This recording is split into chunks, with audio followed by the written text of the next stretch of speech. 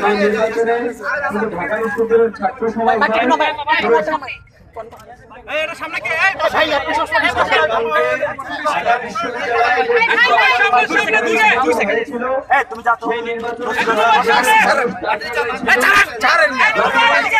জাতীয় নির্বাচনী ব্যবস্থার প্রতি এই ভোট ডাকাতি কিংবা ভোট না দিতে দেওয়ার কারণে যখন জাতীয় নির্বাচনী ব্যবস্থার প্রতি একটি মানুষের অনাস্থা হয়েছিল কিংবা একটি বিরূপ ধারণা তৈরি হয়েছিল, সেই জায়গা থেকে গতকাল ঢাকা বিশ্ববিদ্যালয় কেন্দ্রীয় ছাত্র সংসদ রাষ্ট্রীয় হল সংসদ নির্বাচনে মানুষের প্রত্যাশা ছিল যে সেই মানুষের অনাস্থা কিংবা বিরূপ ধারণার পরিবর্তন হবে ঢাকা বিশ্ববিদ্যালয়ের মধ্য দিয়ে। কিন্তু আমরা দেখেছি ঢাকা বিশ্ববিদ্যালয় প্রশাসন তাদের নির্বাচন অনুযায়ী একটি নির্বাচন করেছে।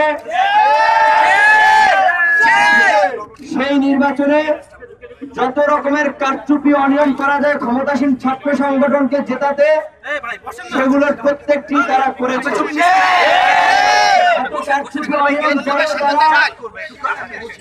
আমাকে এবং আক্তারকে হয়তো আটকাতে পারেনি, কিন্তু বাকিদেরকে আটকাতে পেরেছে। আপনারা যদি একটু লক্ষ্য করেন, আপনারা দেখবেন শামসুন্নাহর হলে স্বতন্ত্র একটি প্যানেল বিজয়ী হয়েছে, বেগম সুফিয়া কামাল হলে স্বতন্ত্র একটি প্যানেল নির্বাচিত হয়েছে।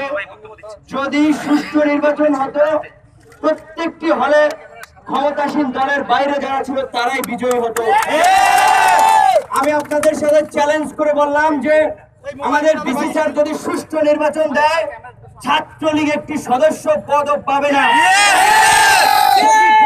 ঢাকা বিশ্ববিদ্যালয়ের ছাত্রকে এবং যে আমাকে বিপি মানে যে ছাত্ররা সেই পদ পদত্যাগ করে চলে যাবে বিশ্ববিদ্যালয়ে।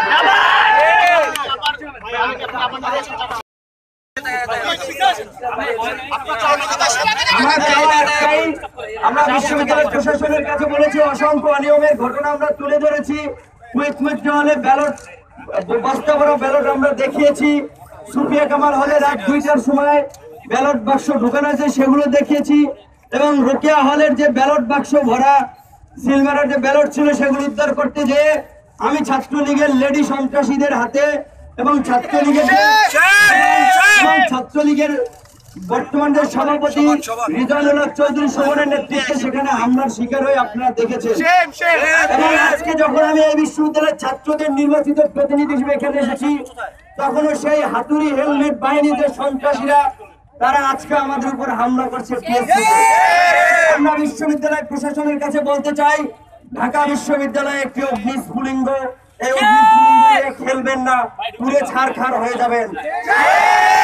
যারা বিশ্ববিদ্যালয়ে এ পর্যন্ত কোটা সংস্কার আন্দোলন, ছাত্রীদের যৌন হয়রানি সহ সকল অপকর্মের সাথে জড়িত রয়েছে, অতি দ্রুত তাদের বিরুদ্ধে ব্যবস্থা নেবেন এবং বিশ্ববিদ্যালয় থেকে বহিষ্কৃত করবেন।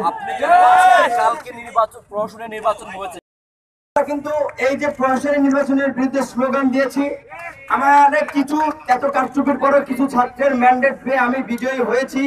তবে তারপরেও আমি বিপি হিসেবেও প্রয়োজনে সুষ্ঠু নির্বাচনের জন্য এই ছাত্র সমাজকে নিয়ে আন্দোলন আবার করব।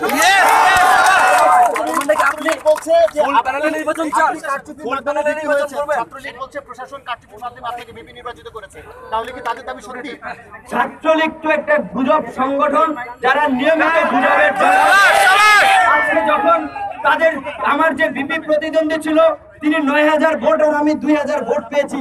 আর যে বর্তমান বিশ্ববিদ্যালয় প্রশাসন, তারা যে তাদের কত কাছের লোক সেটি আর বলার অপেক্ষা রাখে না। নির্বাচন হয়েছে ঢাকা বিশ্ববিদ্যালয়, অথচ এনএসআই, ডিজিএফআই সহ সকল ধরনের গোয়েন্দা সংস্থার লোকজন এই নির্বাচনের সাথে ইনক্লুড ছিল। এবং আপনারা দেখেছেন ফল ঘোষণা নিয়ে কি নাটক করা হয়েছে। রাত্র 3টার সময় ফল ঘোষণা করা হয়েছে।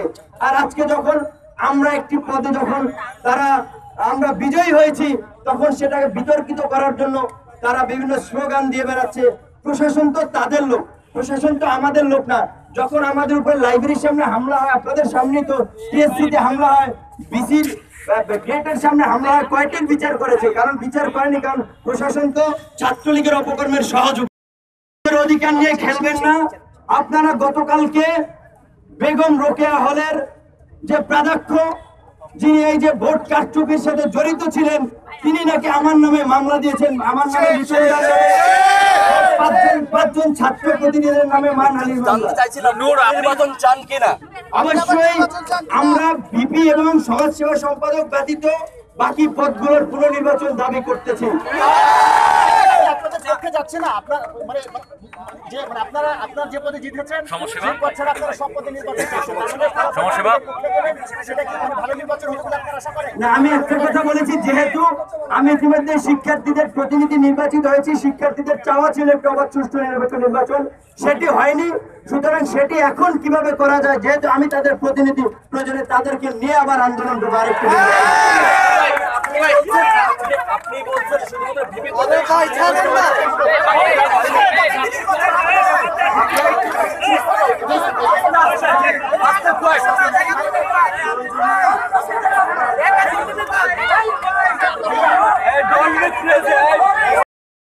কিন্তু আমরা দেখেছি যে প্রশ্নোত্তর হলে, ব্যালট বাক্স ভর্তি রোকেয়া হলে, তারপরে সুফিয়া কামাল হলে, মটকি হলে আমরা দেখেছি, এবং ছেলেদের হলে যে কি অপকর্মগুলো হয়েছে সেটি আমরা দেখেছি, যে তারা যে গণরুম গেস্ট রুমে যাদেরকে রাখে তাদেরকে জোর করে লাইনে দাঁড় করিয়ে রেখেছে, এবং কে ভোট দিয়েছে কে দেয়নি তার কোনো চিহ্ন দেওয়া হয়নি, যে কারণে যারা ভোট দিয়েছে তারাই আবার লাইনে দিয়েছে, সাধারণ শিক্ষার্থীরা ভোট দিতে পারেনি।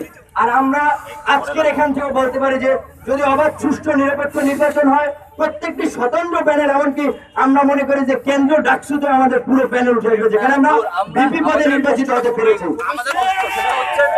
আপনারা বলছেন প্রহসনের নির্বাচন হয়েছে, কারচুপি হয়েছে, সেক্ষেত্রে সব প্যানেল সব পদেই হয়েছে, শুধুমাত্র ভিপি পদ বাদ দিয়ে গেল। গতকালকে নির্বাচন আপনারা বর্জন করেছেন।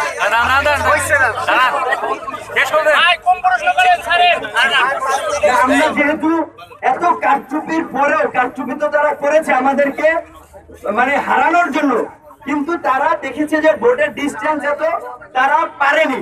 সুতরাং সেই জায়গা থেকে আমরা মনে করি যে আমরা ছাত্রদের ভোটে নৈতিকভাবেই জয়লাভ করেছি, কিন্তু বাকি যে পদগুলো সেগুলোকে জিতিয়ে দেওয়া হয়েছে, সেজন্য আমরা সেই পদগুলোর পুনর্নির্বাচন দাবি করছি।